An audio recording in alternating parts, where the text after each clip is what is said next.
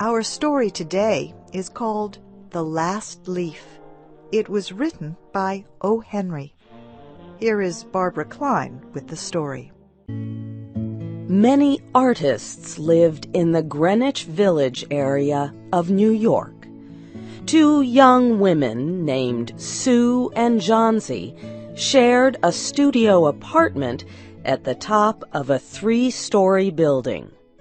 Johnsy's real name was Joanna. In November, a cold, unseen stranger came to visit the city. This disease, pneumonia, killed many people. Johnsy lay on her bed, hardly moving. She looked through the small window. She could see the side of the brick house next to her building. One morning, a doctor examined Johnsy and took her temperature. Then he spoke with Sue in another room. "She has one chance in, let us say, 10, he said. "And that chance is for her to want to live. Your friend has made up her mind that she is not going to get well. Has she anything on her mind?"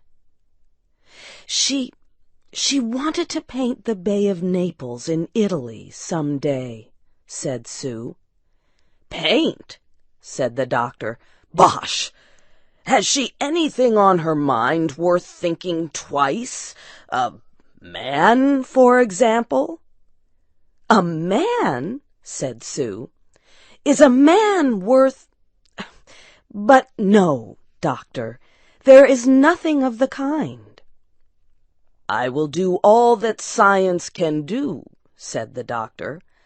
"But whenever my patient begins to count the carriages at her funeral, I take away 50% from the curative power of medicines."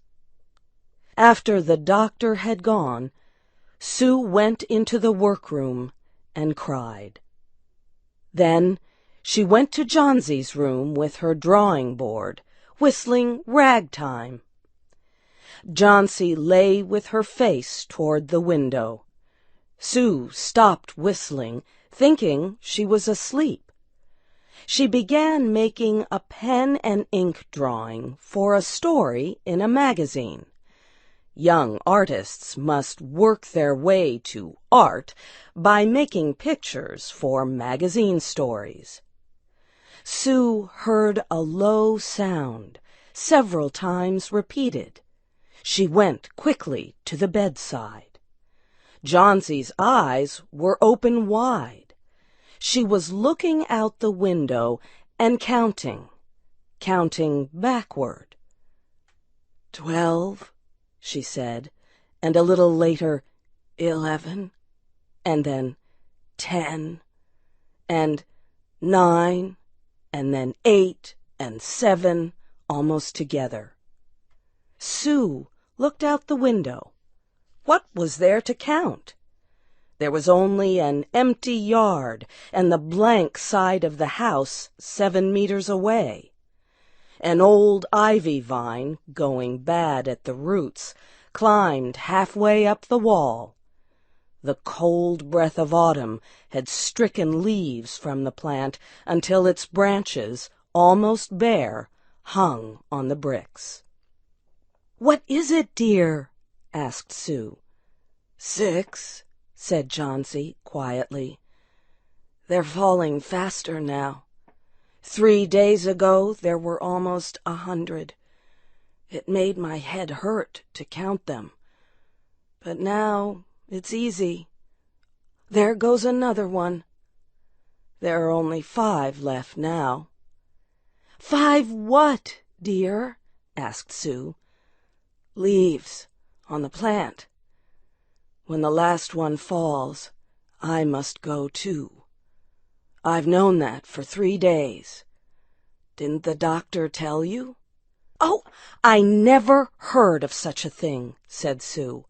"What have old ivy leaves to do with your getting well? And you used to love that vine. Don't be silly. Why, the doctor told me this morning that your chances for getting well real soon were, let's see exactly what he said.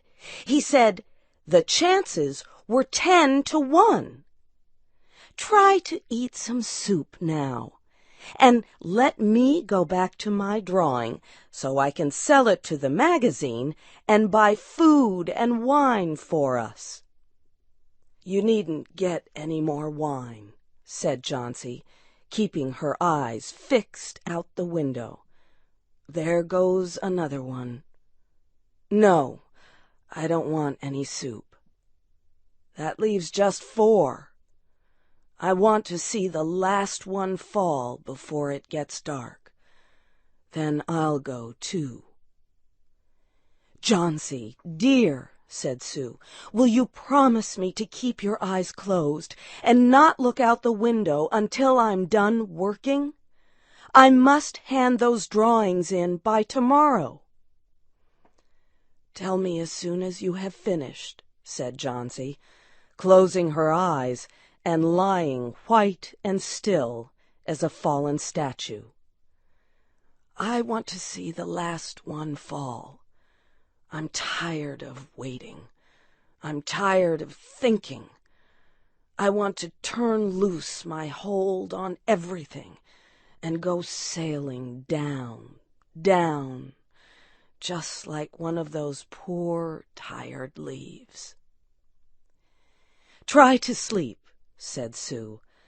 "I must call Mr. Behrman up to be my model for my drawing of an old miner. Don't try to move until I come back." Old Behrman was a painter who lived on the ground floor of the apartment building. Behrman was a failure in art. For years he had always been planning to paint a work of art, but had never yet begun it. He earned a little money by serving as a model to artists who could not pay for a professional model. He was a fierce little old man who protected the 2 young women in the studio apartment above him. Sue found Behrman in his room. In one area was a blank canvas that had been waiting 25 years for the first line of paint. Sue told him about Johnsy and how she feared that her friend would float away like a leaf. Old Behrman was angered at such an idea. "Are there people in the world with the foolishness to die because leaves drop off a vine? Why do you let that silly business come in her brain?"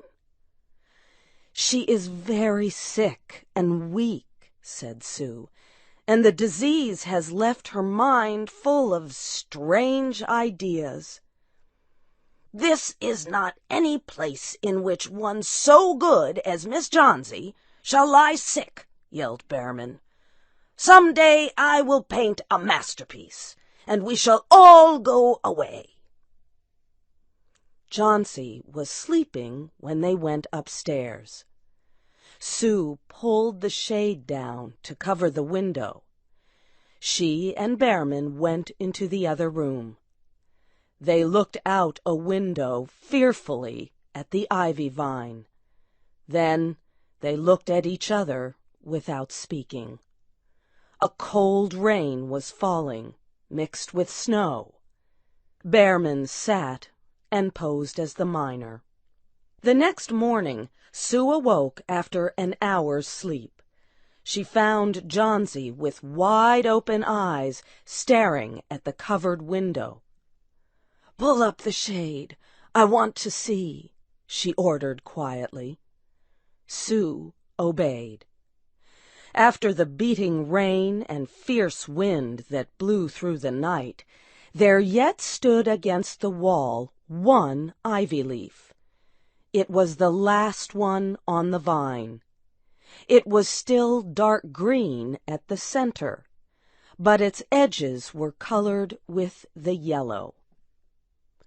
It hung bravely from the branch about 7 meters above the ground. "It is the last one," said Johnsy. "I thought it would surely fall during the night. I heard the wind.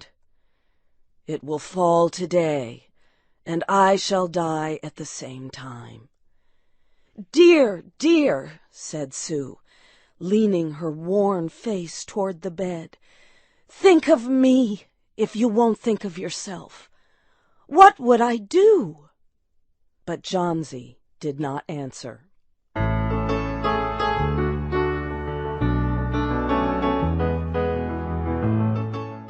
The next morning, when it was light, Johnsy demanded that the window shade be raised. The ivy leaf was still there.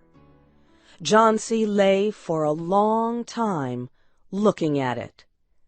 And then she called to Sue, who was preparing chicken soup. "I've been a bad girl," said Johnsy. "Something has made that last leaf stay there to show me how bad I was. It is wrong to want to die. You may bring me a little soup now." An hour later she said, "Some day I hope to paint the Bay of Naples." Later in the day the doctor came, and Sue talked to him in the hallway. "Even chances," said the doctor. "With good care, you'll win. And now I must see another case I have in your building. Behrman, his name is. Some kind of an artist, I believe. Pneumonia, too. He is an old, weak man, and his case is severe. There's no hope for him, but he goes to the hospital today to ease his pain." The next day the doctor said to Sue, "She's out of danger. You won. Nutrition and care now. That's all." Later that day, Sue came to the bed where Johnsy lay and put one arm around her. "I have something to tell you, White Mouse," she said. "Mr. Behrman died of pneumonia today in the hospital. He was sick only 2 days. They found him the morning of the first day in his room downstairs, helpless with pain. His shoes and clothing were completely wet and icy cold. They could not imagine where he had been on such a terrible night. And then they found a lantern, still lighted, and they found a ladder that had been moved from its place, and art supplies and a painting board with green and yellow colors mixed on it. And look out the window, dear, at the last ivy leaf on the wall. Didn't you wonder why it never moved when the wind blew? Oh, darling, it is Behrman's masterpiece. He painted it there the night that the last leaf fell." You have heard the story The Last Leaf by O. Henry. Your storyteller was Barbara Klein. This story was adapted by Shelley Gullist and produced by Luan Davis. I'm Faith Lapidus.